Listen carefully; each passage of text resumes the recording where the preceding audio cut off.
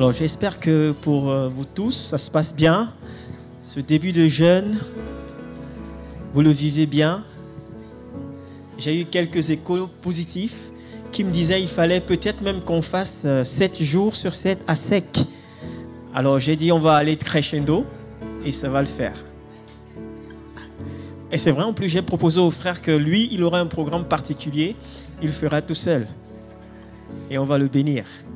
En tout cas, on se réjouit de ce temps et vraiment croyons qu'il y a un mouvement qui est en marche. Il y a un mouvement qui est en marche. Je n'avais pas prévu ça, je n'avais vraiment pas prévu et je vais certainement le mettre mal à l'aise.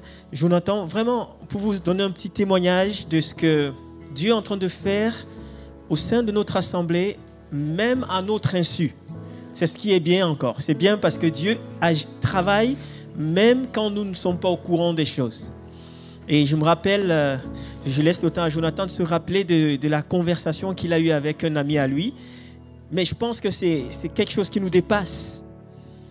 Je me rappellerai toujours de ce que Thibaut Géant nous disait. Il disait, à une veille matinale, il nous a dit, lorsque je travaille, c'est moi qui travaille. Mais lorsque je prie, c'est Dieu qui travaille. Et ça m'a beaucoup marqué. Lorsque nous prions, c'est Dieu qui travaille. Amen. Et vraiment, on n'est pas toujours conscient de tout ce qui se passe dans le monde spirituel, mais Dieu est en train de faire une œuvre extraordinaire. Je vais laisser simplement Jonathan, comme il est assis devant son micro. Il va nous donner un petit témoignage. Ça sera très court. C'est juste pour nous encourager à ne pas baisser les bras et à continuer. Jonathan.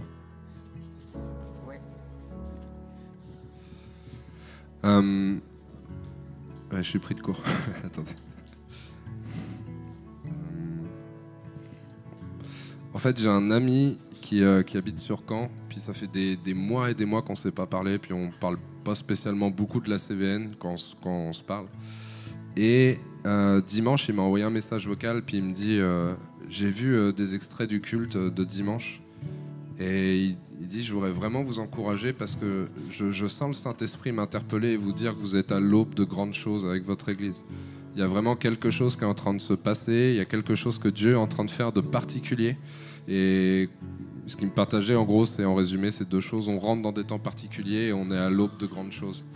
Et il savait pas du tout qu'on rentrait dans une semaine de jeûne et prière, etc. Enfin, il m'a juste laissé ça en message vocal. Merci, Jonathan. C'est encourageant, vous savez. Parfois, on attend que, comme Élie à un moment donné, on attend qu'il y ait un tremblement de terre, qu'il y ait un tonnerre, qu'il y ait quelque chose d'extraordinaire pour se dire, véritablement, Dieu est parmi nous. Mais parfois, comme ce fut le cas pour Élie, il est venu dans un doux murmure, dans une brise, dans un calme. Mais c'est là où Dieu a voulu rencontrer Élie. Et j'espère pour chacun de nous que quand on vient dans ces lieux, on croit que Dieu veut nous rencontrer. Amen. Et ce qu'on est en train de vivre vraiment ce soir, j'aimerais que nous ayons conscience que nous sommes face au pays promis. La question c'est est-ce qu'on va y rentrer ou pas? On est face au pays promis. Que le Seigneur nous aide. Alléluia. Je vous invite, on va se mettre debout maintenant pour accueillir la présence du Seigneur. Alléluia. Alléluia, Seigneur. Merci, Seigneur. Merci, Seigneur. Seigneur, nous te couronnons roi maintenant de ce moment.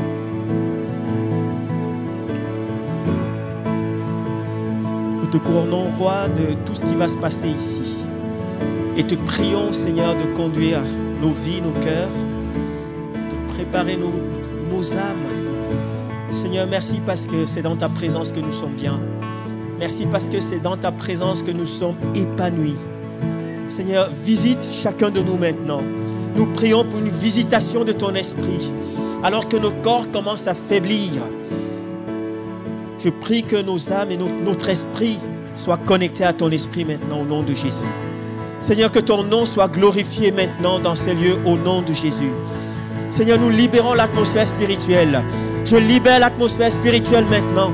Et j'appelle le royaume de Dieu dans ces lieux. J'appelle le royaume de Dieu dans nos cœurs maintenant. qu'il s'établisse au nom puissant de Jésus et que ton nom soit glorifié. À toi toute la gloire maintenant. Amen. Alléluia. Seigneur, enseigne-nous à te louer et t'adorer en esprit et en vérité, pour que d'un même cœur, avec un même chant, nos voix s'unissent pour te glorifier. Ô Seigneur, enseigne-nous à te louer et t'adorer en esprit et en vérité, pour que d'un même cœur, avec un même chant, nos voix s'unissent pour te glorifier. Nous te donnons nos cœurs, nous te donnons nos âmes. On vient par ton esprit raviver notre amour, on vient changer nos vies.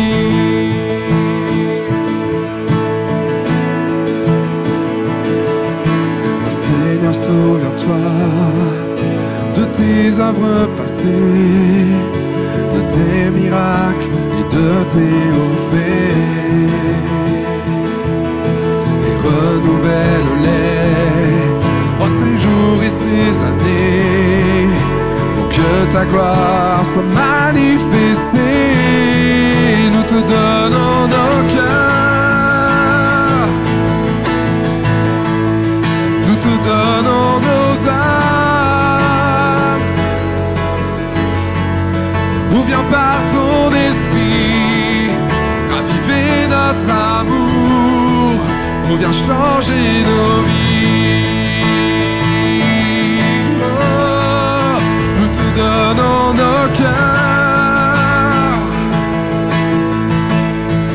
nous te donnons nos âmes. On vient par ton esprit raviver notre amour, on vient changer nos vies.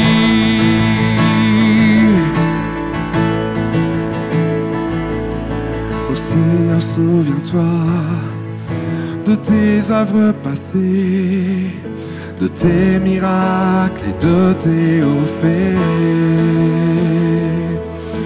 et renouvelle-les en ces jours et ces années, pour que ta gloire soit manifestée. Nous te donnons nos cœurs, nous te donnons nos âmes. On vient par ton esprit raviver notre amour, on vient changer nos vies. Déclarons, nous te donnons nos cœurs, nous te donnons nos âmes. On vient par ton esprit raviver notre amour. On vient par ton esprit raviver notre amour. On vient par ton esprit raviver notre amour, on vient changer nos vies, on vient changer nos vies. Jésus, on vient changer nos vies. Oh, on vient changer nos vies. Tu nous guéris, tu nous délivres. Jésus, Jésus, Jésus, aucun autre nom que ton nom. Jésus, oh Jésus,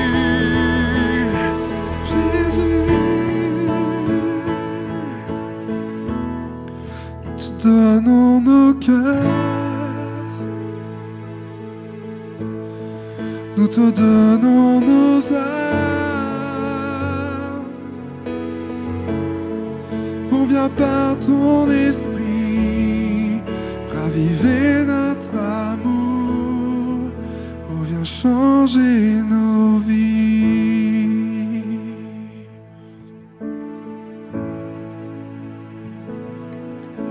Seigneur, viens ranimer le feu que tu as mis en moi. Toi seul peux m'éclairer. Viens, Seigneur, m'ouvrir les yeux, Seigneur. Viens ranimer le feu que tu as mis en moi. Toi seul peux m'éclairer.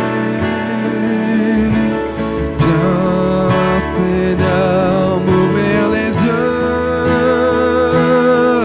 Oh, manifeste ta présence et convainc-moi de ta puissance.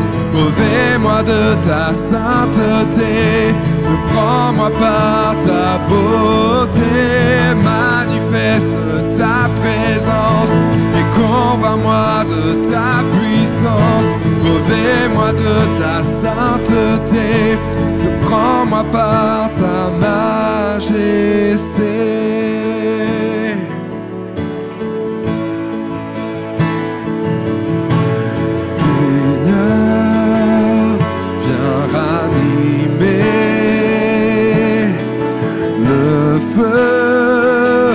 Que tu as mis en nous.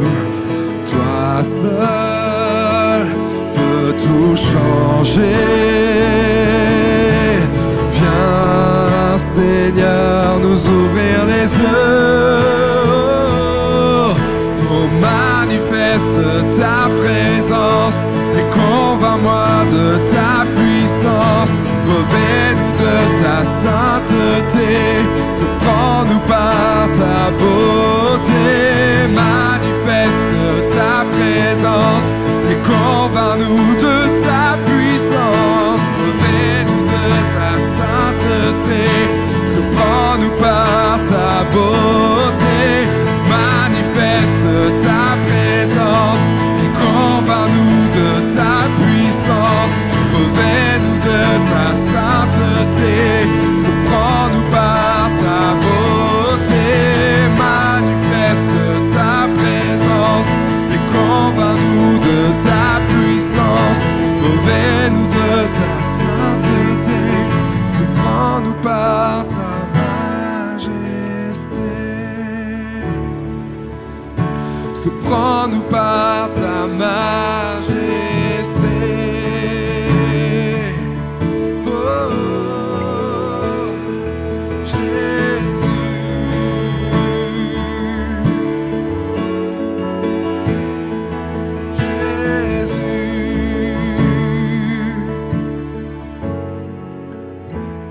Seul est digne de recevoir louange et gloire pour l'éternité. Toi seul est digne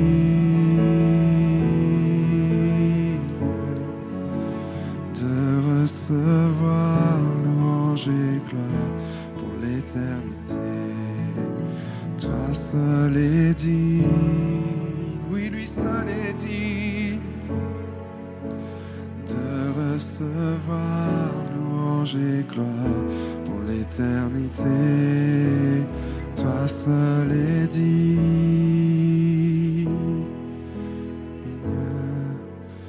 de recevoir louange et gloire pour l'éternité.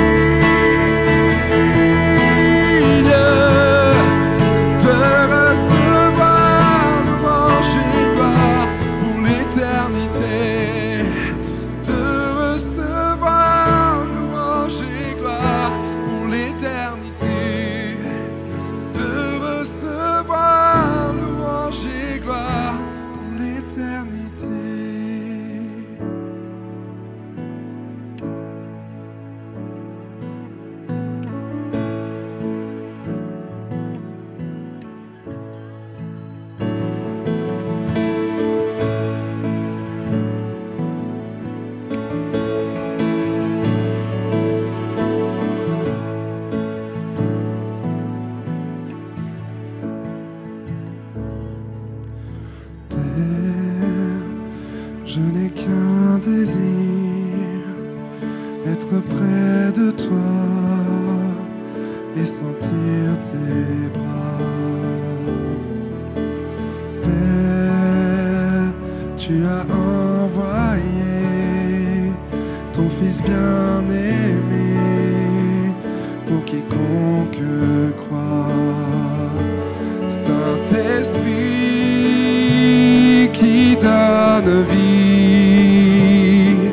ranime en moi ce feu pour toi. Saint-Esprit, viens par ta pluie, rafraîchis-moi et envoie un souffle nouveau.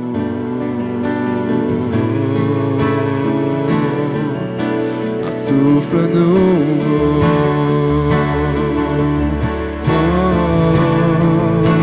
Un souffle nouveau.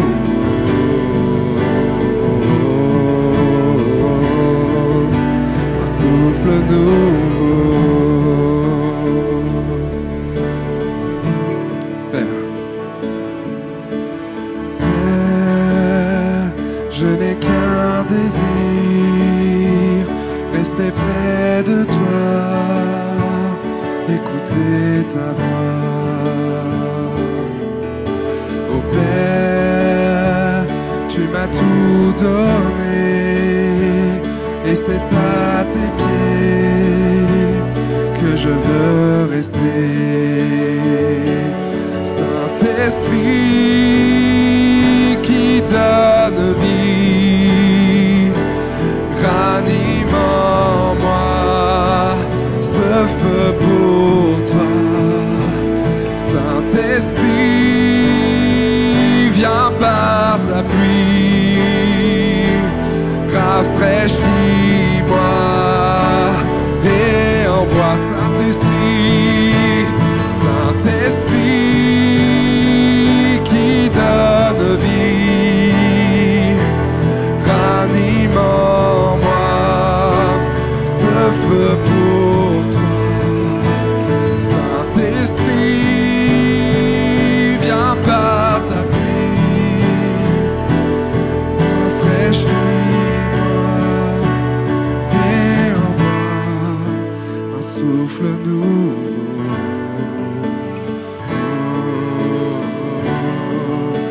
Un souffle nouveau.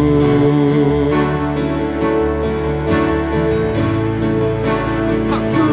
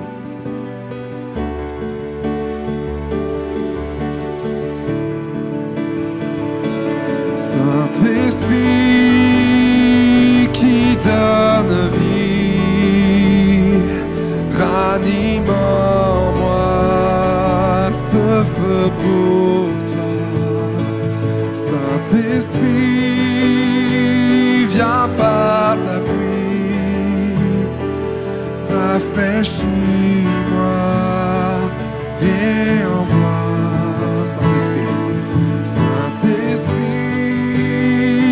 qui donne vie, ranime en moi ce feu pour toi.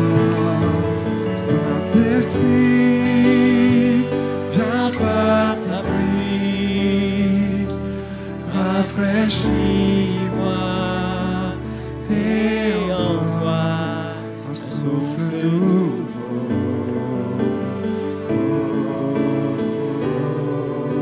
Un souffle nouveau.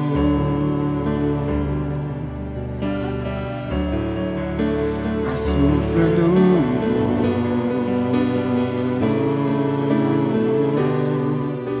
Un souffle nouveau.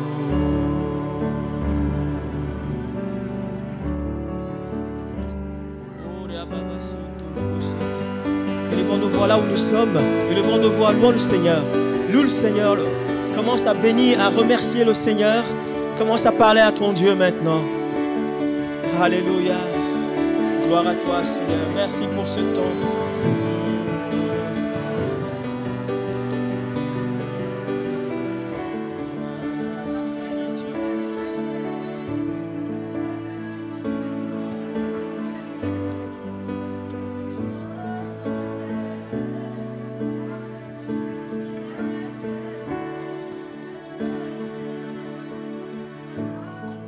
Alléluia.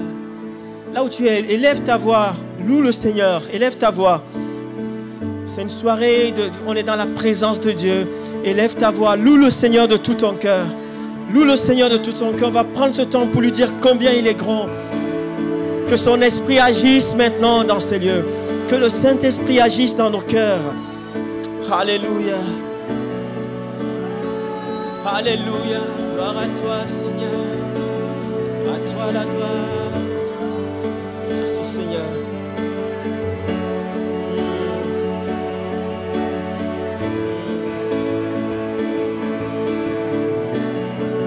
Alléluia. À toi la gloire. Nous te bénissons de tout nouveau.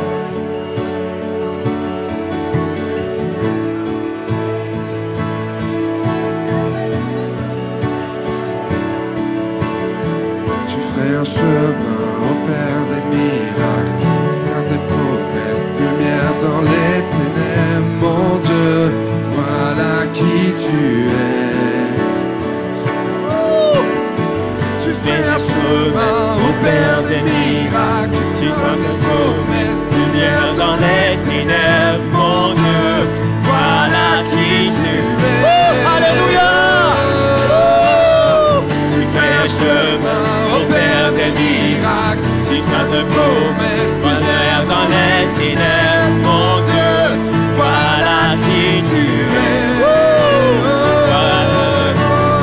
Tu fais un chemin au Père des miracles, tu feras de promesses, lumière dans les ténèbres, mon Dieu, voilà qui tu es.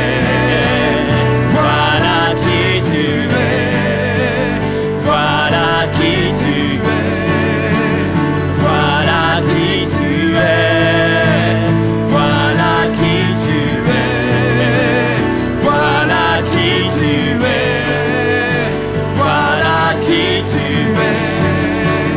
Voilà qui tu es. Est-ce que Dieu est là ce soir? Est-ce que vous sentez la présence de Dieu ce soir? Tu fais un chemin au Père des miracles, tu t'as des promesses, lumière dans les ténèbres, mon Dieu, voilà qui tu es.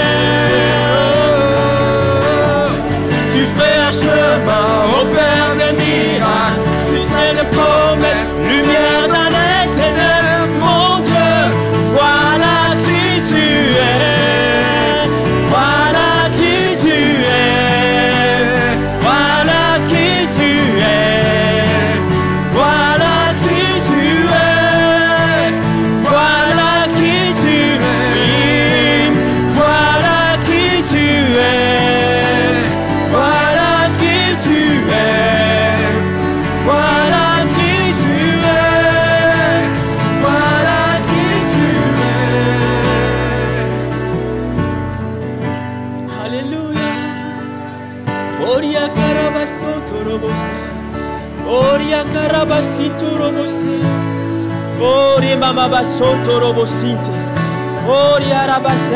Alléluia. Gloire à toi, Seigneur. Gloire à toi, Seigneur. Voilà celui que tu es. Tu crées un chemin là où il n'y a plus de chemin. Là où il n'y a plus d'espoir. Tu viens, tu amènes l'espoir. Seigneur, à toi la gloire. À toi la gloire. Gloire à toi.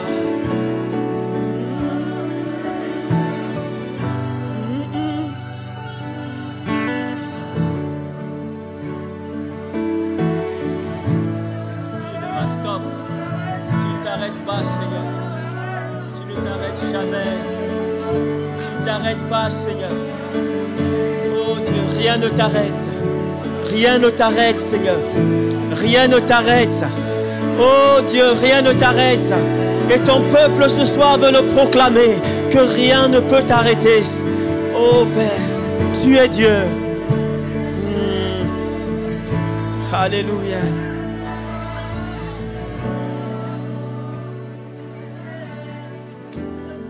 Alléluia.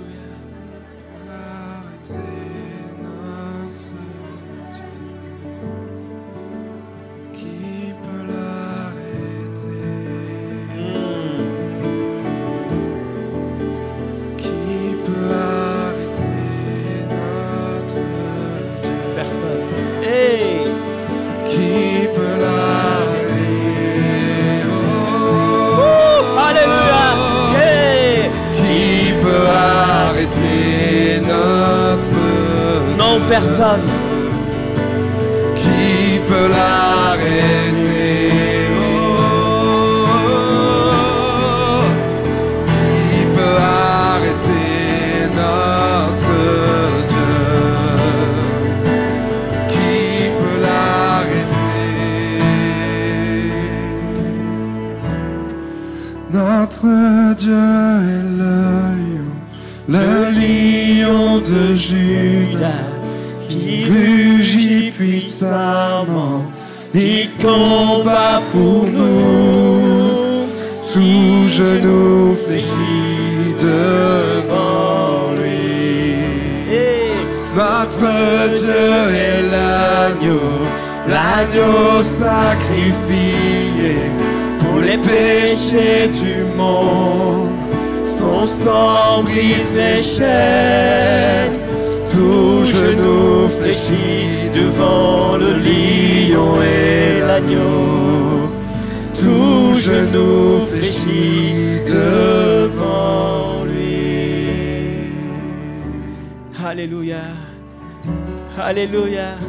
Est-ce qu'il y a un peuple de Dieu qui veut donner une acclamation à son Dieu ce soir? Est-ce qu'il y a un peuple qui croit à la toute-puissance de Dieu ce soir?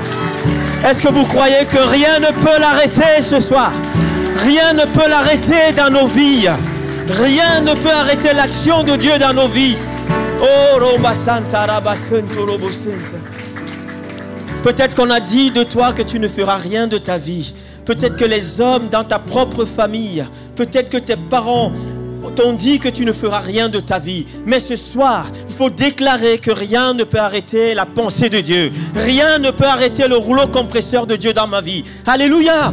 Déclare-le dans ta vie. Si on avait dit à l'école, on t'avait traité de vaurien et de nul, refuse ces paroles ce soir et dis: je suis la tête et non la queue. Je marcherai victorieux dans le nom de Jésus. Alléluia!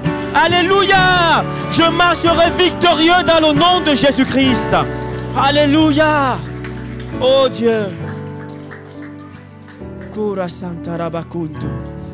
Le sang de Jésus brise les chaînes. Le nom de Jésus brise les chaînes. Il n'y a aucune chaîne qui puisse résister devant le nom de Jésus. Au nom de Jésus, tout genou fléchit. Alléluia. Oh Dieu, tu es merveilleux. Eh, alléluia. Alléluia. Alléluia. Alléluia. Alléluia. Écoute Dieu maintenant. Laisse Dieu parler à ton cœur.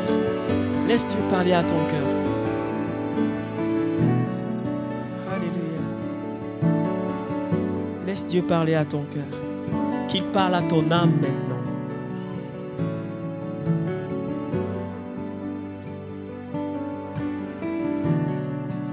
Afin qu'il y ait comme une harmonie entre ton esprit, ton âme et ton corps.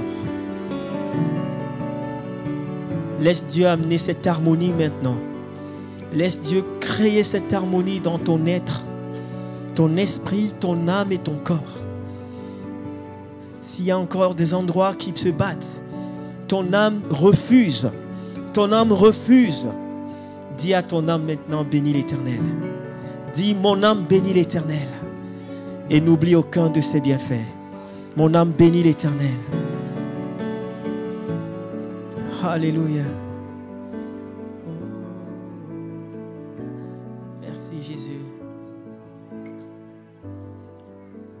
Comme c'est bon d'être dans la présence de Dieu. Comme c'est bon d'être dans la présence du roi des rois.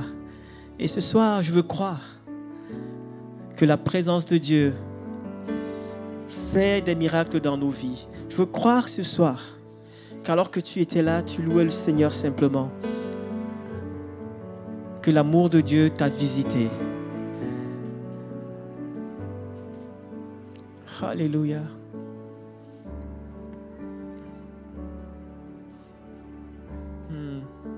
Jésus t'aime. Jésus t'aime. Je veux dire à quelqu'un ce soir que Jésus t'aime. Et je veux aller plus loin. Nous t'aimons.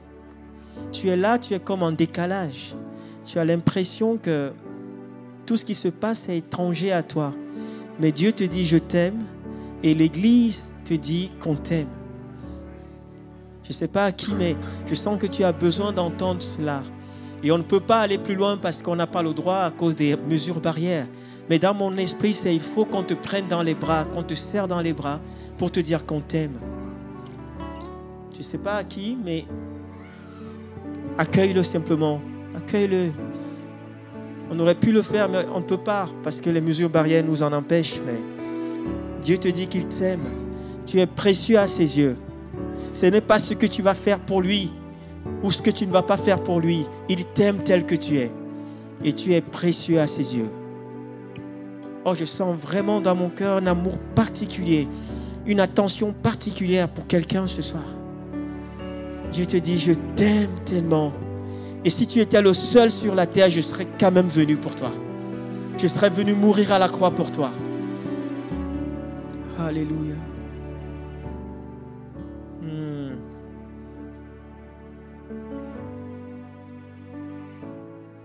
Seigneur, Saint-Esprit, merci pour cet élan d'amour.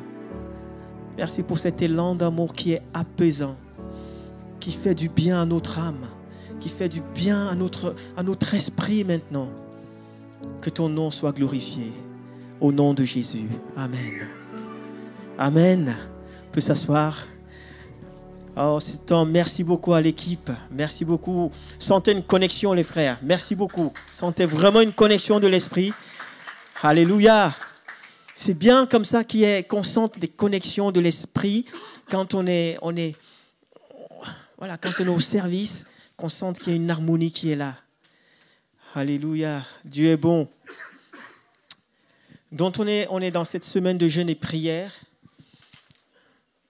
avec ce thème qui est axé sur la conquête.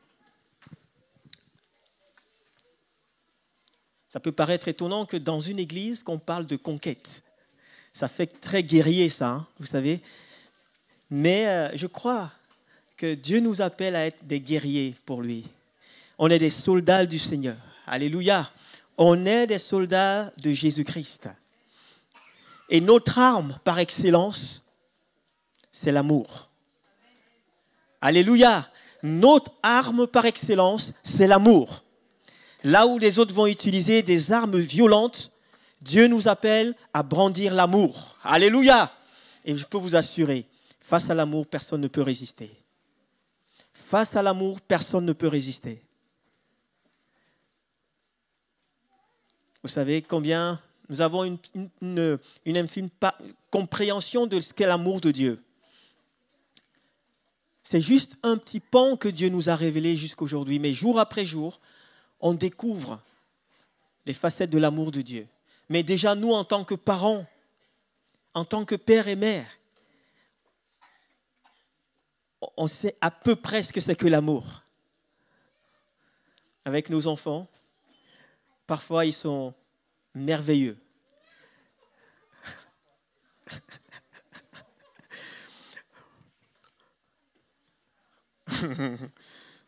Là, j'ai parlé aux parents, là. Ils ont tout compris. Mais vous savez, parfois, on a envie de les prendre, les regarder droit dans les yeux, les secouer un petit peu. Mais il y a quelque chose au fond de nous. Quand on les regarde, on se voit en eux. Et on se dit, je ne peux que t'aimer. Je ne peux que t'aimer. Mais je crois que notre Dieu nous aime tels que nous sommes. Il nous aime tels que nous sommes et d'un amour qu'on ne peut pas comprendre. Si seulement ce soir, on peut capter un petit peu de cette dimension de l'amour du Père. On n'a pas besoin de convaincre, on n'a pas besoin de prouver. On n'a pas besoin de faire, d'exister pour que Dieu nous aime. Il nous aime tels que nous sommes. Et ce soir, Dieu a mis dans mon cœur, vous savez, on aura 3 soirées d'enseignement. On a ce soir, vendredi soir à 19h30 et samedi à 19h. Pour qu'on puisse continuer à avoir des éléments pour nous permettre de vivre véritablement cette conquête dans laquelle Dieu nous appelle. Et le texte de ce soir, on l'a déjà lu, vous le connaissez, c'est dans Josué chapitre 1. On va vraiment s'arrêter sur les 3 premiers chapitres. Versets, pardon. Josué chapitre 1, le verset 1 à 3. Je vais lire. Après la mort de Moïse, serviteur de l'Éternel, l'Éternel dit à Josué, fils de Nun, serviteur de Moïse. Moïse, mon serviteur, est mort. Maintenant, lève-toi, passe ce Jourdain, toi et tout ce peuple, pour entrer dans le pays que je donne aux enfants d'Israël. Tout lieu que foulera la plante de votre pied, je vous le donne comme je l'ai dit à Moïse. Alléluia. C'est pas merveilleux ça? Partout mes pieds vont fouler, m'appartiendra. Alors, j'ai failli dire que je serais bien dans certains endroits, je serais allé directement pour que ça m'appartienne. Mais c'est beaucoup plus compliqué que ça. Et je crois que notre assemblée, comme ce petit témoignage qu'on a pu entendre, c'était rien. Vous allez me dire, c'est rien. Mais c'est quand même un témoignage. Surtout de quelqu'un qui ne nous connaît pas, quelqu'un qui ne connaît pas notre assemblée particulièrement.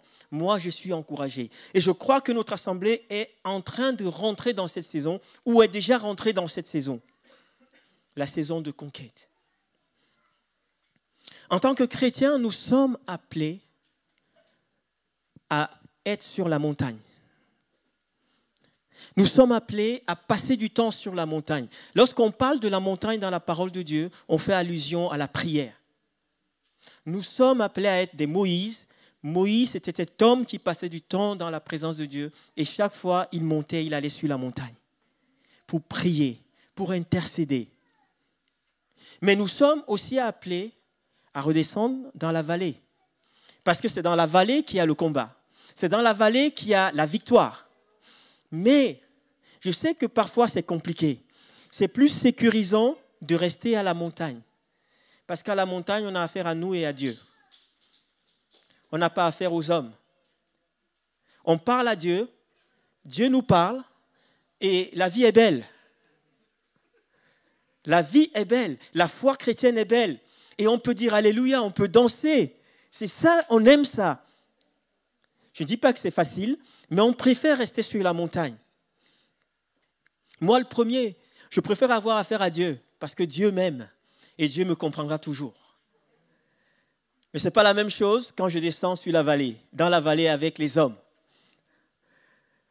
Les hommes, je sais que vous m'appréciez quand même un minimum, je l'espère en tout cas. Et moi, je vous aime de tout mon cœur. Ça, c'est sûr. Mais c'est certain que si on se retrouve dans la même vallée pour combattre, viendra un temps où ça va frictionner. Ça va être compliqué. La vallée, c'est le lieu du combat et c'est le lieu où les chrétiens aiment le moins aller. Quand on vient ici le dimanche matin, on loue le Seigneur, on adore le Seigneur. Alléluia. C'est excellent. On est entre nous, mais on est dans la présence de Dieu. Tout est centré sur Jésus. Tout est centré sur Dieu. Il n'y a aucun problème. Et quand on ressort d'ici, on a des sourires jusque-là. Alléluia, amen. Mais je crois que Dieu veut, une fois, après avoir passé ce temps dans sa présence, Dieu nous envoie dans la vallée. Je disais dimanche qu'on ne peut pas espérer vivre la victoire de Jésus si on n'accepte pas le combat. Il n'y a pas de victoire sans combat. Amen. Et ce soir, je vais vraiment m'arrêter sur les versets. Vous avez vu, j'ai souligné quelques versets, il me semble importants. Quelques mots sur le verset 2 et le verset 3 qui me semblent importants avant d'aller plus loin. Mais la première chose que je veux aborder avec nous ce soir, c'est le thème de mon message, c'est les caractéristiques du conquérant. Le thème du message de ce soir, quelles sont les caractéristiques que doit avoir un bon conquérant? Il y en a certainement beaucoup d'autres, mais je vais citer simplement 3. Et la première chose, c'est le fait d'assumer notre responsabilité. On ne peut pas vouloir être un conquérant et ne pas assumer ses responsabilités. On est dans un monde aujourd'hui où quand on parle de responsabilité, ça fait peur à tout le monde. On cherche des responsables. C'est toujours l'autre le responsable. C'est la société qui est responsable. Mais dans le domaine spirituel, et si nous voulons pleinement rentrer dans le pays promis, nous devons commencer par accepter et assumer notre responsabilité. Ce n'est pas toujours la faute des autres. Dans l'Église, on entend toujours ça. Si je suis ce que je suis aujourd'hui, si je n'ai pas pu décoller, si je ne peux pas servir le Seigneur comme je souhaite le servir, c'est parce que les autres n'ont pas fait leur travail. Ce n'est pas ici, hein. Ça ne nous concerne pas. Mais c'est bien que je le dise quand même, au moins comme ça vous l'aurez entendu. On est dans une société qui ne veut plus assumer ses propres responsabilités. Il y a les assurances partout. Alors, je ne suis pas contre Bérénice. Elle travaille dans une compagnie d'assurance. Il faut que tu travailles, Bérénice. On va te donner du travail, mais en même temps, quelqu'un achète son téléphone portable. Avant qu'on le lui vende, on lui vend déjà l'assurance. Tu ne l'as pas encore entre tes mains, mais on te vend déjà l'assurance. Tout ce que tu achètes, j'ai acheté des chaises il n'y a pas longtemps, à 10 € la chaise, ça coûtait pratiquement rien. Moi, on m'a demandé de les assurer.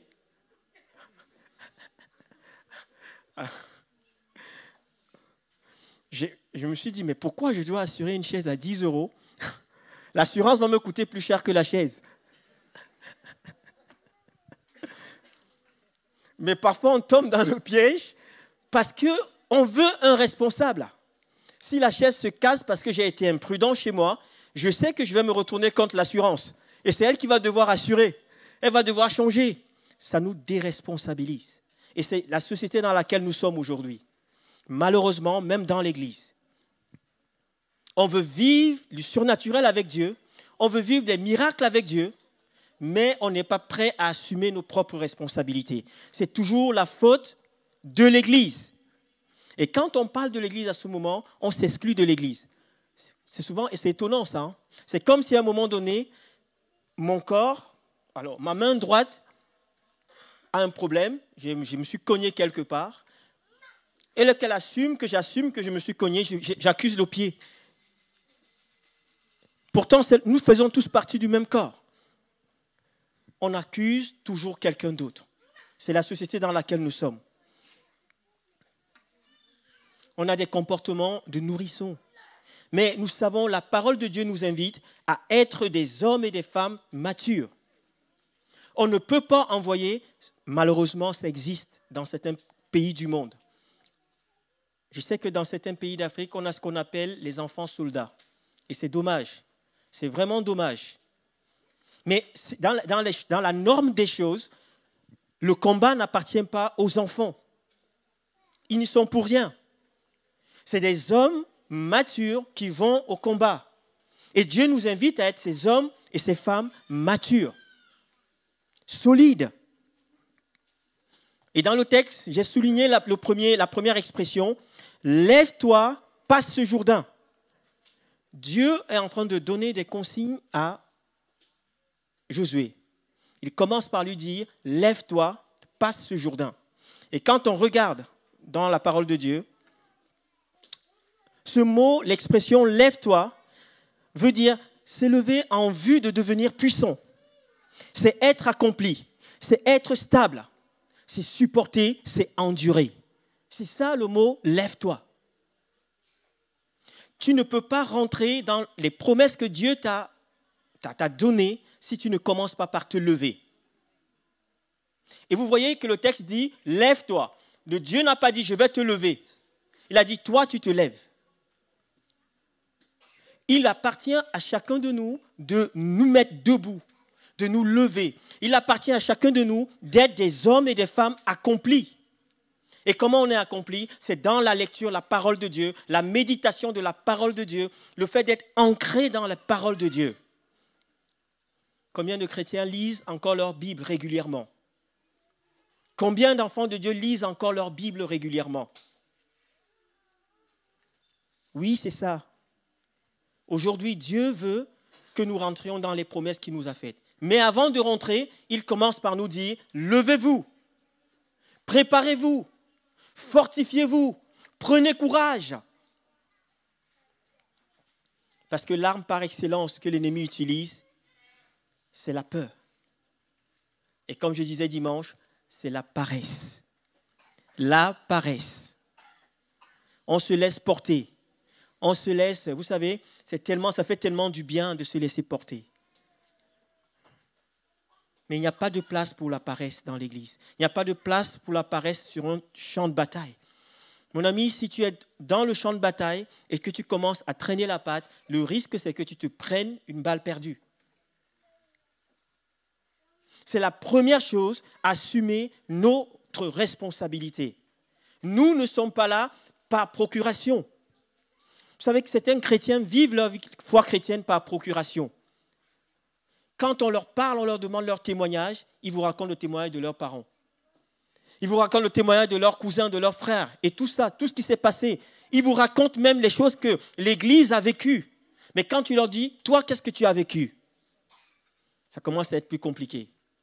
Qu'est-ce que tu as vécu avec Dieu? Et pour vivre les choses avec Dieu, il faut apprendre à monter sur la montagne. Alléluia, c'est là où le combat commence par être gagné. C'est vrai qu'on ne peut pas descendre dans la vallée s'il n'y a pas un Moïse qui est sur la montagne avec les bras levés. La Bible dit que chaque fois que Moïse baissait les bras, le peuple était en défaite. Mais quand il relevait les bras, il y avait la victoire. Levez les mains vers le ciel. C'est de là que vient le secours. Levons les mains vers le ciel. Ne levons pas nos yeux vers les autres. Les autres, avec toute leur bonne volonté, sont limités. Et ce soir, si tu veux rentrer dans cette dimension de victoire, il faut commencer par lever les mains vers le ciel. Et si tes mains sont fatiguées, appelle Aaron, appelle Hur, dis, venez tenir mes mains. Soutenez-moi dans la prière. Soutenez-moi, j'ai besoin de vous. N'attends pas qu'ils viennent. N'attends pas que Dieu leur parle à eux. Vous savez, parfois, on est dans ces moments où c'est compliqué et on n'ose même pas appeler au secours. Et on espère que les choses vont se faire. Et quand ça ne se fait pas, on est frustré et on accuse la terre entière. On m'a abandonné. Je suis rejeté. On ne m'aime pas. Personne ne voit ma souffrance. Et vous savez tout ce qu'on peut mettre autour. Personne ne s'occupe de moi. Non, mon frère, ma sœur, assume tes responsabilités. Je vous parle, mais je parle à moi-même. On a tellement vécu la foi chrétienne par procuration. La foi des autres. On en a besoin certainement, mais il faut qu'on commence nous-mêmes par se mettre debout. À travailler à l'affermissement.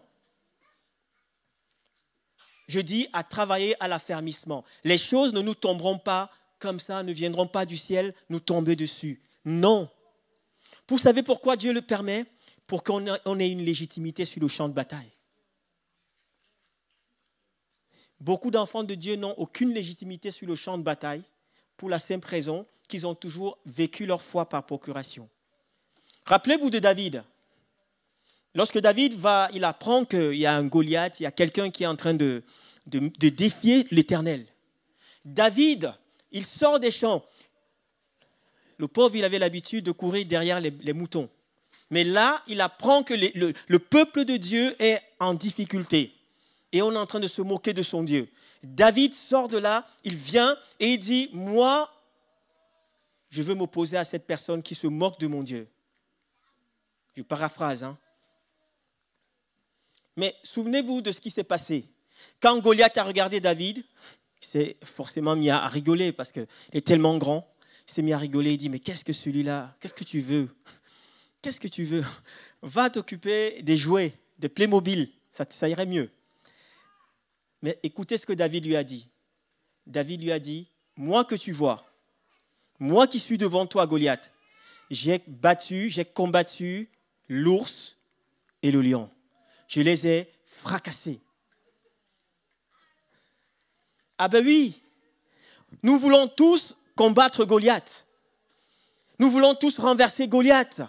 Mais il faut qu'on commence à combattre les lions et les ours, et surtout dans le secret. Alléluia! On veut combattre des grandes choses publiquement pour que nos noms peut-être soient inscrits sur les panneaux 4x4. Mais on n'accepte pas de commencer le combat dans le secret. Alors que David tuait l'ours et le lion, son nom n'était pas connu. Et si son histoire s'était arrêtée là, on n'aurait pas l'histoire de David et Goliath. Prenons le risque que notre nom ne soit pas inscrit dans les 4x4. Combien de fois, les enfants de Dieu, on veut brûler les étapes. On veut brûler les étapes. Mais si David n'avait pas eu ce temps d'apprentissage, il a appris à combattre un peu moins fort que Goliath. Et le jour où il s'est présenté devant Goliath, il était légitime.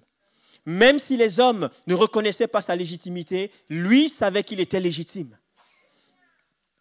Vous savez pourquoi David pouvait se présenter avec assurance devant Goliath? Il a dit à Goliath, toi tu viens contre moi avec l'épée, avec toute ton armure, mais moi je viens contre toi au nom de l'Éternel. Alléluia! Alléluia! C'est au nom de l'Éternel qu'on va combattre. Ce n'est pas au nom d'un homme. Nous ne sommes rien devant l'ennemi. Je peux vous assurer, le diable devant nous, il fait comme ça et on s'envole. Il claque des doigts, on s'envole. Mais on peut lui dire qu'au nom de l'Éternel, nous allons aller contre lui et la victoire est assurée. Alléluia! Mais pour ça, il faut qu'on prenne nos responsabilités. Amen. La deuxième chose, c'est de décider de dépasser nos limites.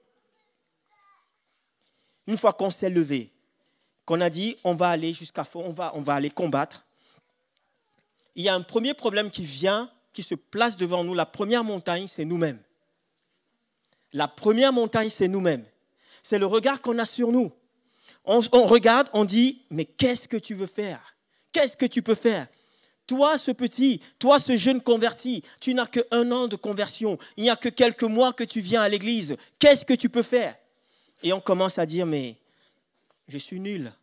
Je n'arrive même pas à chanter dans l'église. Je n'arrive même pas à prier encore. Je ne connais même pas toutes ces choses. Je n'ai pas les codes. On commence à se mettre soi-même des barrières. La première barrière, c'est ça. Les premières limites, on se les fixe nous-mêmes. Mais je crois que Dieu dit quelque chose d'intéressant à notre ami Josué. Il va lui dire, lève-toi, passe le Jourdain, toi et tout le peuple, pour rentrer dans le pays que je donne aux enfants d'Israël. Et là, il dit, tout lieu que foulera la plante de votre pied. Tout lieu que foulera. Et la définition de fouler, en hébreu, c'est le mot darak. Darak, ça veut dire marcher, ça veut dire bander l'arc, ça veut dire presser, fouler avec une presse. C'est-à-dire que quand Dieu te dit de marcher, il ne te demande pas de faire la petite balade de santé en comptant tes pas. Non, ce n'est pas ça. Il demande de marcher et de fouler, de presser. C'est comme ça que ça se passe. Si tu veux remporter un territoire, tu ne peux pas aller la fleur au fusil, croyant que tu vas remporter la victoire. Non, Dieu dit, il faut presser. Il faut presser. Il y a une notion guerrière dans le mot foulera. Dieu t'appelle à darak, à marcher avec conviction, à marcher avec assurance. Parce que celui qui est en toi est plus fort que celui qui est dans ce monde. Alléluia! Tout lieu que vous allez presser, je vous le donnerai. Quelles que soient les promesses que tu as reçues, quelles que soient les paroles prophétiques même que tu as reçues, même lorsque Dieu te parle au travers de sa parole, mon ami, tu ne pourras pas rentrer pleinement dans l'appel de Dieu, dans le pays qu'il a promis pour toi, si tu n'acceptes pas le combat. Ça peut paraître compliqué, mais Jésus a déjà payé. Pourquoi moi je dois encore me battre? Jésus a remporté la victoire, mais nous sommes appelés à rentrer dans cette victoire. Et l'ennemi de nos âmes va tout faire pour nous en empêcher. Il va tout faire pour nous en empêcher.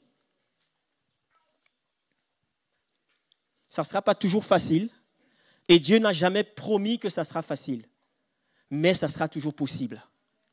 Avec Dieu, c'est possible, mais il ne nous a jamais dit que ça sera facile. Il a par contre nous a dit, je serai avec vous. Et si Dieu est avec toi, qui peut être contre toi? Qui peut t'arrêter si Dieu est avec toi? Si Dieu est avec nous, qui peut nous arrêter? Est-ce que c'est la Covid? L'une des preuves dans cette assemblée, la Covid a fait des ravages. Mais pendant que la Covid faisait des ravages, l'église se remplissait. Est-ce que ce n'est pas Dieu qui peut le faire? Qui peut le faire si ce n'est Dieu?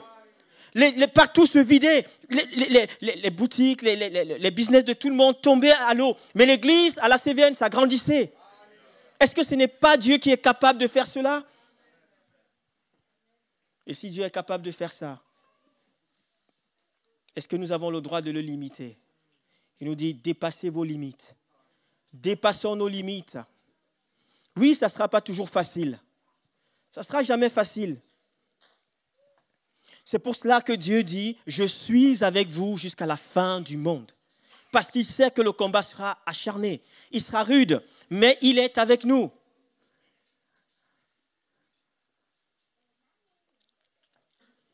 Nous devons mener nos pieds dans la promesse de Dieu. Tu ne peux pas rester comme ça et attendre que la promesse s'accomplisse toute seule. Dieu est bon. Il va nous donner, il va toujours nous faire grâce. Il va toujours nous faire grâce. Mais vous savez la différence entre quelqu'un qui est bon dans ce qu'il fait et quelqu'un qui est excellent? Quelqu'un qui est bon dans quelque chose qu'il fait, que ce soit mécatechnique, intellectuel, la différence entre quelqu'un qui est bon dans ce qu'il fait et quelqu'un qui est excellent, c'est le goût de l'effort. Si tu n'as pas le goût de l'effort, tu seras certainement bon, avec le risque d'être médiocre. Mais quand tu as le goût de l'effort, c'est-à-dire quand tu as appris à t'engager, tu seras toujours excellent dans ce que tu fais. Et Dieu appelle son Église à être dans l'excellence. Je ne parle pas de la perfection. Dieu appelle l'Église à être dans l'excellence. L'excellence dans tout. Parce que quelqu'un d'excellent, c'est quelqu'un qui court, qui regarde toujours plus loin, qui regarde toujours à ce que Dieu est capable de faire en lui. Il ne regarde pas les choses avec ce qu'il est aujourd'hui. Le goût de l'effort. Dieu nous appelle à nous engager. Ce ne sera pas simplement comme ce fut le cas pour le peuple. Oui, ce peuple avait déjà vécu des choses extraordinaires. Le peuple avait vécu des choses extraordinaires. La sortie d'Égypte d'une manière miraculeuse. La traversée de la mer Rouge. 40 ans dans le désert. Dieu a fait des choses extraordinaires. Mais, à un moment, ils étaient face au Jourdain. Et en face, il y avait Canaan. Si tu restes devant le Jourdain et tu dis « Merci Seigneur pour Canaan, comme c'est beau Canaan. Merci Seigneur pour les promesses que tu m'as données. Mais je reste au Jourdain, parce que là, c'est compliqué. » Tu as le droit, tu vas apprécier et tu n'entreras pas. Tu auras au moins eu le plaisir de voir. Combien d'enfants de Dieu se contentent de rester d'un côté du Jourdain et ne pas traverser, alors que le pays promis, le pays où coule le lait et le miel, est juste en face. Oui, nous avons tous reçu, je pense ici, nous avons reçu un encouragement de Dieu. Peut-être une parole prophétique, peut-être un frère qui nous a donné une parole d'encouragement. Nous-mêmes, nous ressentons dans notre cœur une approbation de Dieu dans un domaine ou dans un autre. Nous avons tous peut-être vécu ça ici. Mais parfois, on se dit, mais Seigneur, pourquoi les choses ne vont pas jusqu'au bout? Pourquoi, Seigneur? Dieu veut qu'on franchisse le Jourdain. Dieu veut qu'on franchisse le Jourdain. C'est de l'autre côté qu'il y a le pays promis.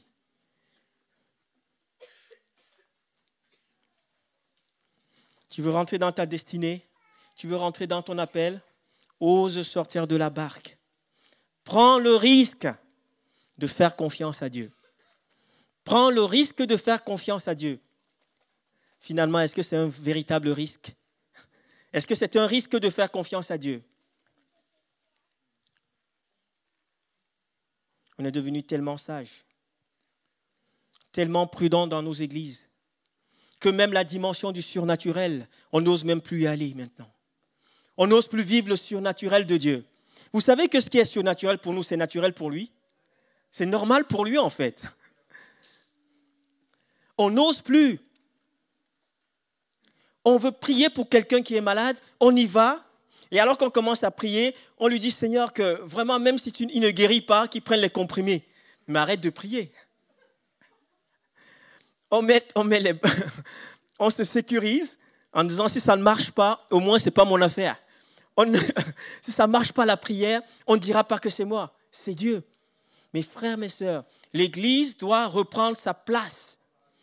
Dieu nous a donné le pouvoir. Il a dit, tous ceux qui croiront en mon nom, voici les signes qui les accompagneront. À mon nom, ils imposeront les mains aux malades, les malades seront guéris. Moi, je n'ai pas de problème avec ça. Quand je prie pour quelqu'un, je prie pour lui et je sais que c'est Dieu qui le guérit. S'il ne guérit pas et qu'il s'en prenne à moi, c'est son affaire. Et même s'il guérit, ce n'est pas à moi la gloire. La gloire revient à Dieu. Alléluia. Vous savez, c'est ça qui nous fait souvent peur. On ne va pas dans le domaine du surnaturel parce qu'on a peur que ça se foire. Et si ça ne marche pas, il va se moquer de nous. Il va dire, mais lui, il n'a pas d'onction, il n'a pas de puissance. Ce n'est pas mon problème. C'est ton affaire avec Dieu. Moi, j'obéis. J'obéis à la parole de Dieu. Et je sais que Dieu honore sa parole. D'une manière ou d'une autre. Dieu honore sa parole. Alléluia. N'ayez pas peur. Si quelqu'un est malade, appelez-le. N'attendez pas qu'on vous mette une couronne de bishop ou archibishop pour que vous le fassiez. Vous êtes tous ici capables. Dieu nous a dit, tous ceux qui croiront en mon nom et qui seront baptisés seront sauvés. Voici les signes qui les accompagneront. Alléluia. Donc toi, moi, nous tous ici, nous sommes capables de prier pour quelqu'un. Alléluia. Et si la personne est guérie, gloire à Dieu. Gloire à Dieu. Et si elle n'est pas guérie, gloire à Dieu. Eh oui, c'est plus compliqué à ce moment. Vous savez pourquoi? Parce qu'inconsciemment, on essaie toujours de se mettre au centre des choses. Inconsciemment, on essaie de se remettre au centre, comme on dit souvent, on remet l'église au centre de la ville, du village. Inconsciemment, on essaie de se mettre là. Mais ce n'est pas à nous, ce n'est pas notre place. Que l'église devienne christocentrée. Qu'elle remette Christ au centre.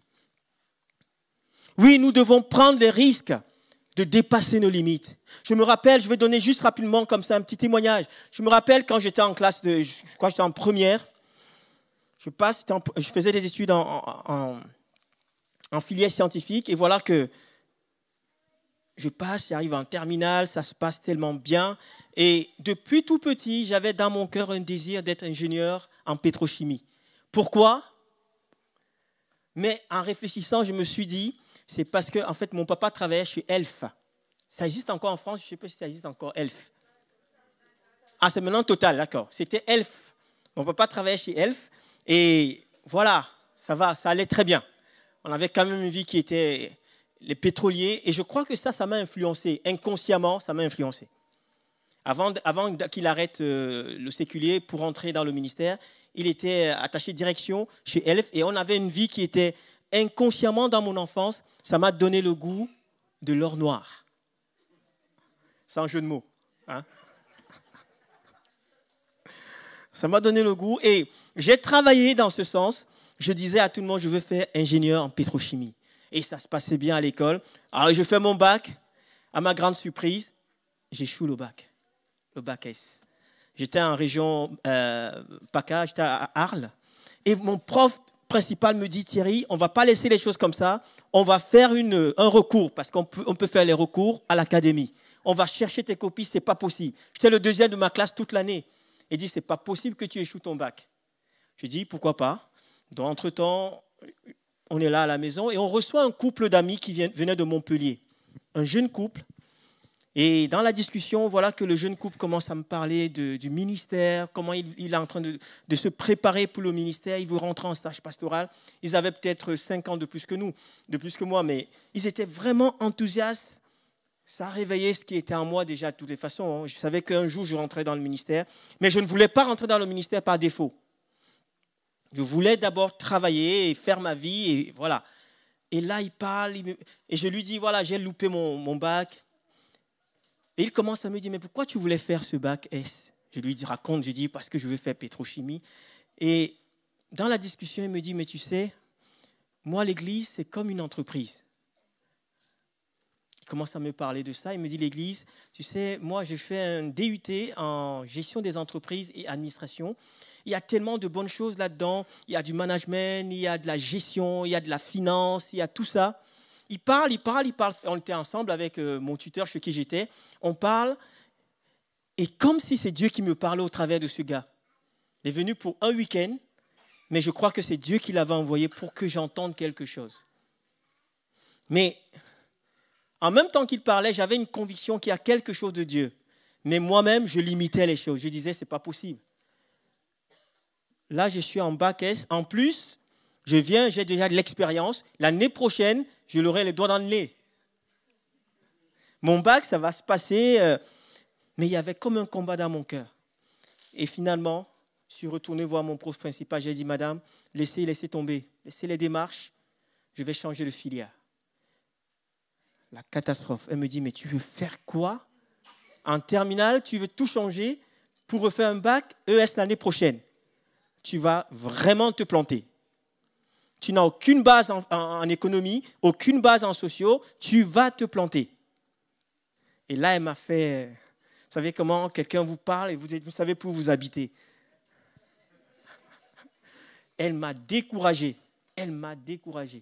Mais j'ai dit au Seigneur, je crois que tu m'as parlé au travers de ce jeune. Je prends le risque de sortir de ma zone de confort. Je prends le risque de retourner l'année prochaine en terminale ES. Et mes 2 professeurs, je me rappellerai toute ma vie, professeur d'économie et professeur de philo. Les 2 m'ont dit non, ne fais pas ça, tu vas te planter. Et moi, quelque chose disait, c'est là où je te veux. C'est là où je te veux. C'est difficile parce que tu es seul face à toi-même. Tu essaies d'appeler des amis qui ne comprennent pas ce qu'on appelle la pensée de Dieu, tout ça, ils ne comprennent rien. Ils m'ont tous convaincu qu'il fallait que je reprenne la terminale S parce que j'avais déjà des acquis. J'allais la voir avec mention d'ailleurs. Et là, j'ai capitulé. J'ai dit, Seigneur, j'obéis, mais il faut que tu fasses quelque chose.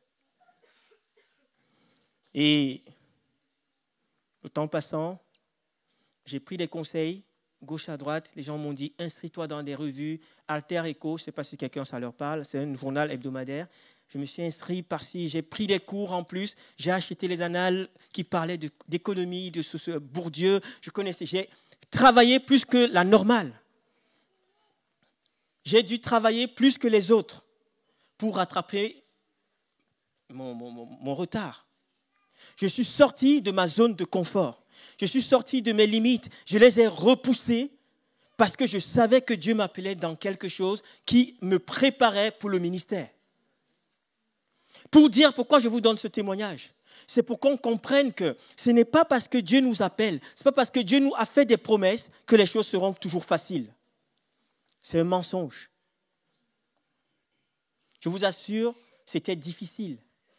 J'ai dû travailler l'économie, je n'avais pas de notion, mais Dieu a fait grâce. Dieu a fait grâce. Et finalement, j'ai eu mon bac. Bien sûr que j'avais déjà de l'avance concernant les mathématiques. Ça m'a aidé. Mais la socio, Dieu m'a aidé. Mais j'ai d'abord travaillé. Sortons de nos limites. Repoussons nos limites. C'est tellement facile de rester dans une zone de confort et de dire « Oui, mais le Seigneur m'a donné ça, je vais rester là. » Non, tu restes là, tu vas te contenter de ce que tu auras déjà découvert. Pourtant, Dieu a encore plus. Dieu a toujours plus pour nous. Et en tant qu'Église, si nous voulons rentrer pleinement dans ce que Dieu nous appelle, c'est forcément, ça va nous demander encore plus d'engagement. Ça va nous demander encore plus d'efforts. Mais il faut que Dieu te parle. Il faut que Dieu te parle. Si Dieu ne te parle pas, tes efforts ne seront pas productifs. Amen. Si Dieu ne nous parle pas, on va être en train de certainement travailler durement dans le champ de quelqu'un d'autre. Et ce n'est pas ce que Dieu veut. Alléluia. Et je regarde toute mon équipe technique et je dis, il y a du potentiel. Mais il faut encore travailler plus pour aller plus loin. Il faut travailler plus. Ils sont bien placés, c'est pour ça, hein, je n'ai rien contre vous, je vous aime bien les frères. Et la sœur. On ne peut pas se contenter. Si on veut gagner des territoires, et à tous les niveaux, on est appelé à gagner des territoires de plus en plus. Est-ce qu'il y a des chefs d'entreprise ici? Est-ce qu'il y a des responsables d'entreprise ici? Oui, Dieu vous appelle à aller encore plus loin. Alléluia! Il faut aller plus loin. Peut-être ça va nécessiter des formations. Ça va nécessiter des formations au fil du temps. L'Église ne peut pas se contenter de vivre en disant on a déjà tout compris. Ce que j'ai appris il y a 30 ans, c'est la même chose aujourd'hui, je vais continuer à faire de la même manière. Non, non, non. Dans l'évangélisation, oui, il y a des méthodes anciennes qui peuvent encore marcher, mais le monde a évolué. Depuis 30 ans, depuis 40 ans, on n'est plus dans le même monde, on n'est plus dans la même société. Si on veut gagner les hommes du monde, on ne peut plus vivre notre Église comme on l'a vécu il y a 40 ans. Ça va peut-être choquer certains. On ne parle pas ici de doctrine. On ne parle pas ici des choses fondamentales. Le salut, le Saint-Esprit, la prière, la sanctification, on ne parle pas de ça. Mais je parle de tout ce qui est de l'orthopraxie, c'est-à-dire que notre ecclésiologie doit changer. Notre ecclésiologie doit évoluer. Sinon, on va rester dans notre ecclésiologie et on espérera que les gens viennent s'accrocher à nous. Non, ce n'est pas aux gens de venir à nous, c'est de nous d'aller vers eux. Et si on va avec eux, avec notre mentalité qui est limitée, on prend les risques de revenir à la maison frustré, de dire mais les gens ne comprennent pas. Les gens ne comprennent pas. Ils ont le cœur dur. Ils ne veulent pas accepter Jésus. Parfois, ce n'est pas que les gens ne veulent pas accepter Jésus, c'est que nous, on présente un Jésus qui n'est pas à leur portée. On ne présente pas Jésus comme Jésus s'est présenté à tous ceux qui se sont présentés à lui.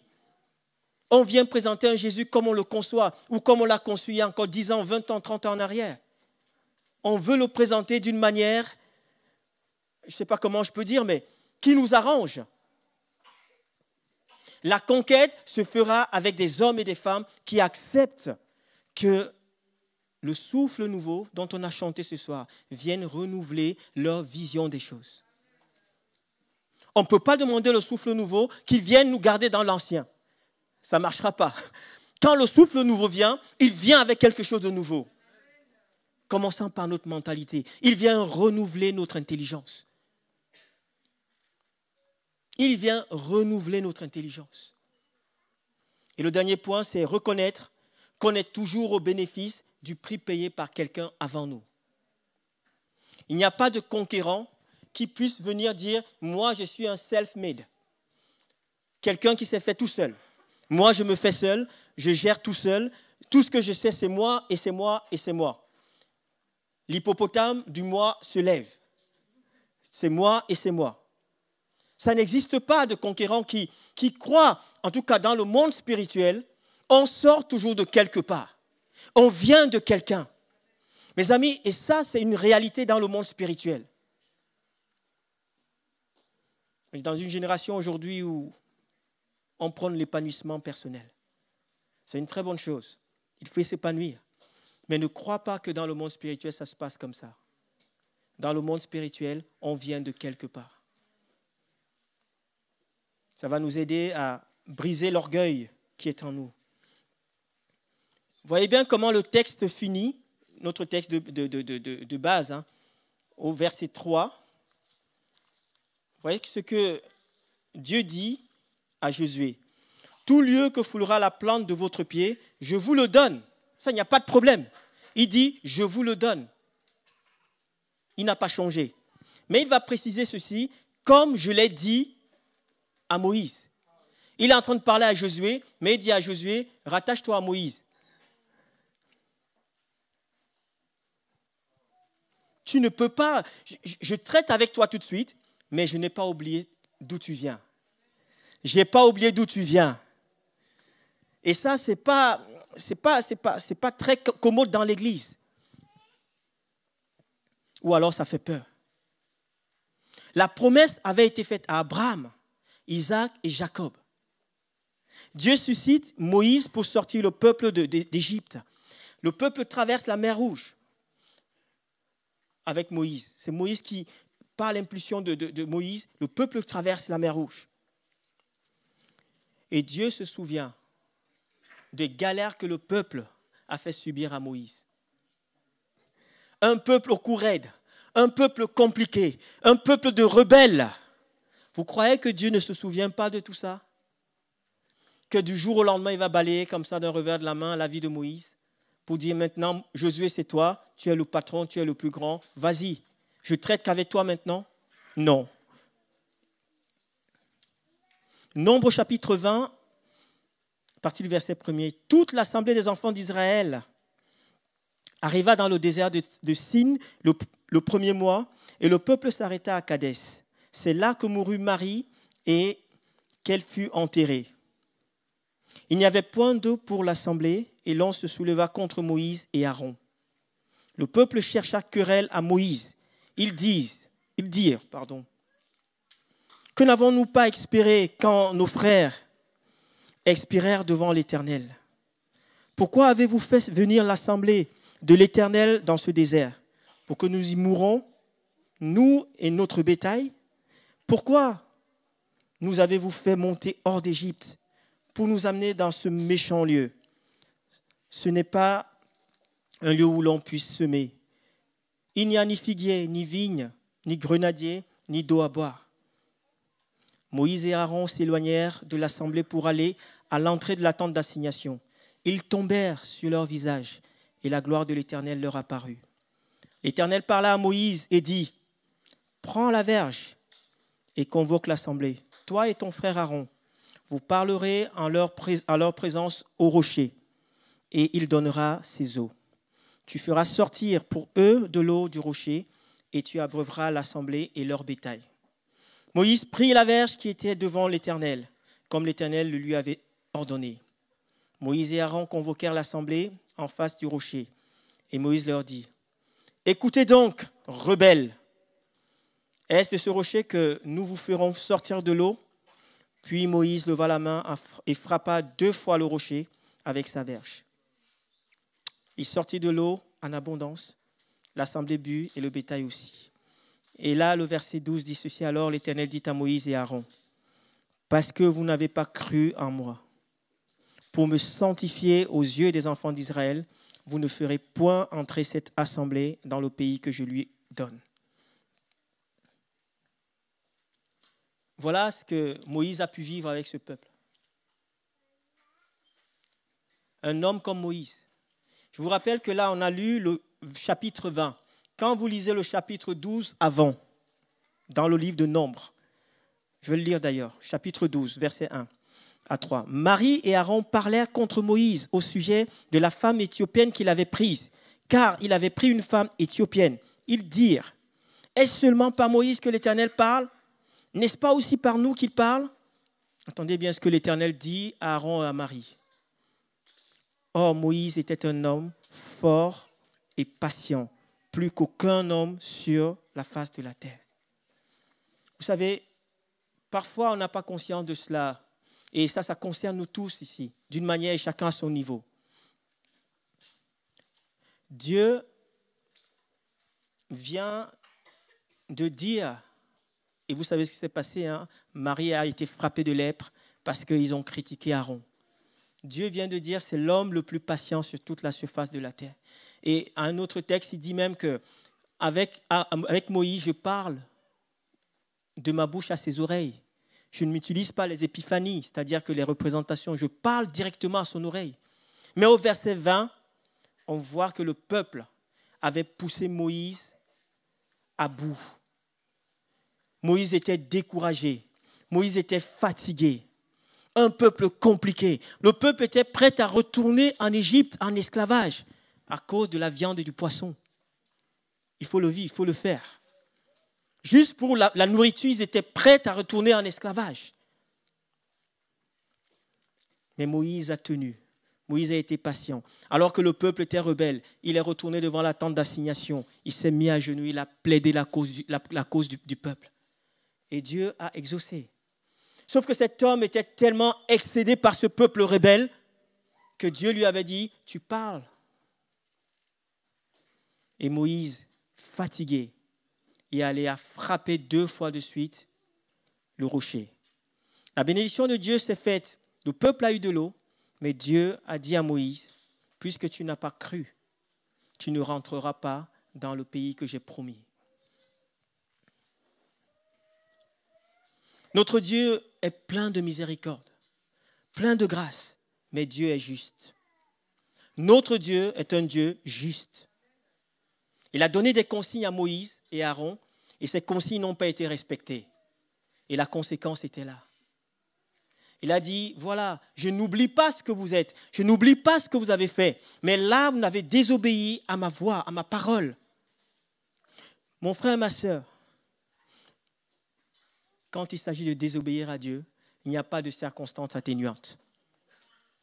Il n'y a pas de circonstances atténuantes. Parfois, on justifie, on essaie de justifier la désobéissance. On essaie de justifier, mais Seigneur, tu connais ma vie, tu connais mon passé, tu connais ce que j'ai subi. Donc tu peux me comprendre, tu dois me comprendre. Non, mon frère, ma sœur, Dieu est bon, alléluia. Dieu est miséricordieux, alléluia. Mais Dieu est juste. Il est important pour nous de faire attention à cela.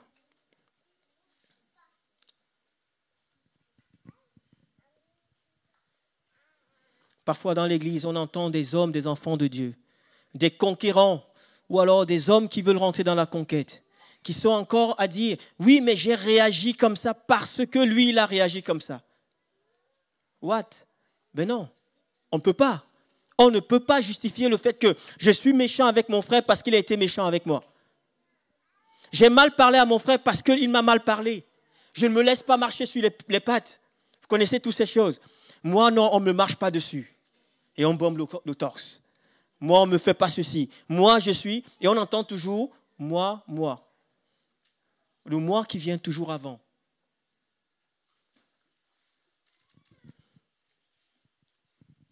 Le salaire du péché, c'est la mort. Et parfois, dans certains domaines de nos vies, il y a comme une odeur de mort.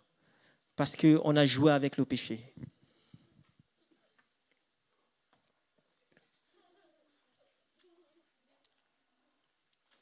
Je vous donne le pays comme je l'ai promis, comme je l'ai dit à Moïse.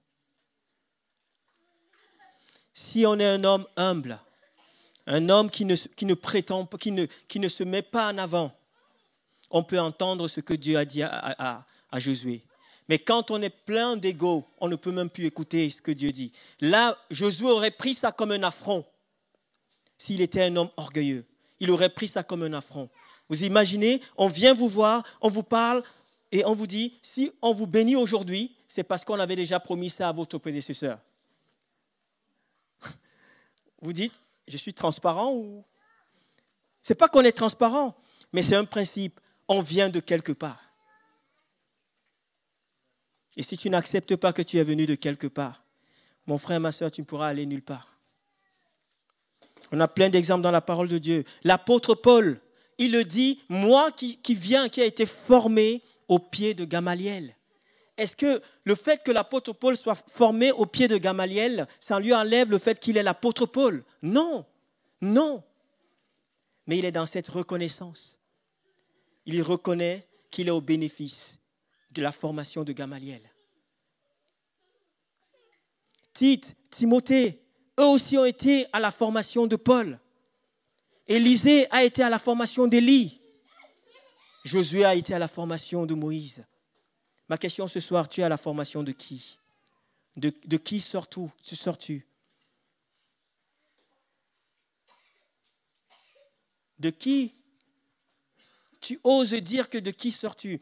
Je parlais avec quelqu'un une fois, je lui ai dit, c'est qui ton mentor? Il m'a dit, mais non, mon mentor ne sait même pas qu'il est mon mentor. Je dis, c'est simplement parce que tu as besoin que le Seigneur travaille cette dimension d'orgueil, d'ego dans ton cœur. Parce qu'on a peur que l'autre nous marche dessus. On a peur que l'autre monte sur ses grands chevaux parce qu'il sait qu'il est notre mentor. C'est son problème avec Dieu. On n'a pas le ministère pour dégonfler les chevilles des gens ici. Hein. Laissons ça à Dieu. Alléluia. Laissons ça à Dieu. C'est lui qui sait le faire. Si vous dites à quelqu'un que ses chevilles enflent, Dieu sait s'en occuper. Amen. Nous, on a le droit d'honorer, on a le droit de reconnaître et de le dire, je suis le fils spirituel d'un tel ou d'un tel. Vous savez, c'est des principes spirituels que je vous donne. On ne peut pas être un conquérant si on croit que tout ce qu'on vit aujourd'hui, ça ne vient que de nous. Et ça serait une erreur on pense que c'est parce que nous, à la CVN aujourd'hui, on est meilleurs que les autres. Les amis, je peux vous dire que des années et des années, des hommes et des femmes ont prié dans cette église pour qu'on vive ce qu'on est en train de vivre aujourd'hui. Alléluia. J'aime souvent le dire aux uns aux autres. Quand tu pries ici, tu ne pries pas seulement pour maintenant. Tu commences déjà à travailler le terrain pour Andy. Hein, Andy? Et là, il fouille.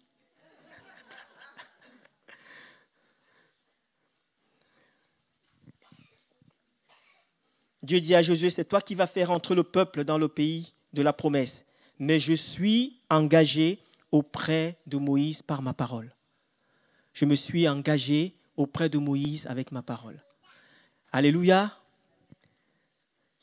Merci Seigneur, je suis arrivé au bout. Excusez-moi, j'ai pris un peu de temps, mais je pensais qu'il fallait aller jusqu'au bout. Sinon, il y aurait quelque chose de pas terminé. Est-ce qu'on peut se mettre debout ensemble? On va prier. Ces 3 éléments sont essentiels.